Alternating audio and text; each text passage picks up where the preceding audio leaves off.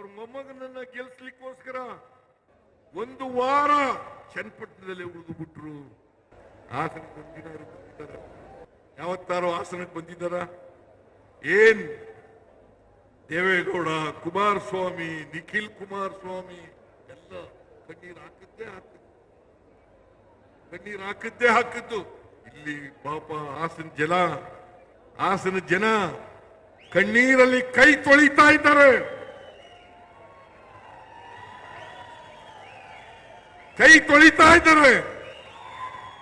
ಎಲ್ಲ ಮಹಿಳೆಯರು ಇವತ್ತು ಆತಂಕದಲ್ಲಿದ್ದಾರೆ.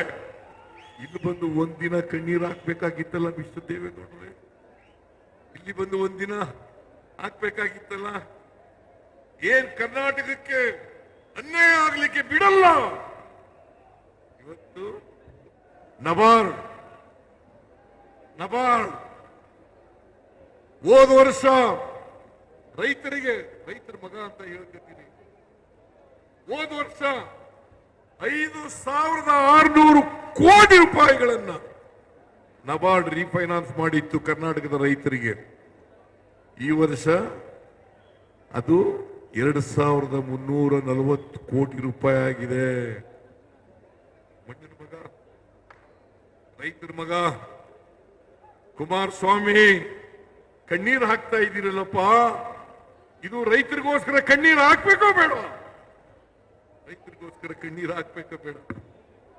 ಒಂದು ದಿನ ಕಣ್ಣೀರು ಹಾಕ್ಲಿಲ್ಲ, ಒಂದಿನ ಕೇಳಲಿಲ್ಲ, ಪಾರ್ಲಿಮೆಂಟ್ ನಲ್ಲಿ ಮಾತಾಡಲಿಲ್ಲ.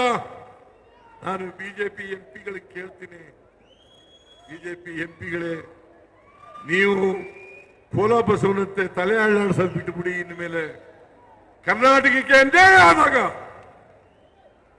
ಅನ್ಯಾಯ ಆಗ್ತಾ ಇದೆ ಬಿಜೆಪಿ ಸರ್ಕಾರದಿಂದ ಅಂತೇಳಿ ಎದ್ದು ನಿಲ್ತಕ್ಕಂಥ ಕೆಲಸವನ್ನ ನೀವು ಮಾಡಬೇಕಾಗ್ತದೆ. ಕರ್ನಾಟಕದ ಪರವಾಗಿ ಧ್ವನಿ ಎತ್ತಕ್ಕಂಥ ಕೆಲಸವನ್ನು ಮಾಡಬೇಕಾಗ್ತದೆ.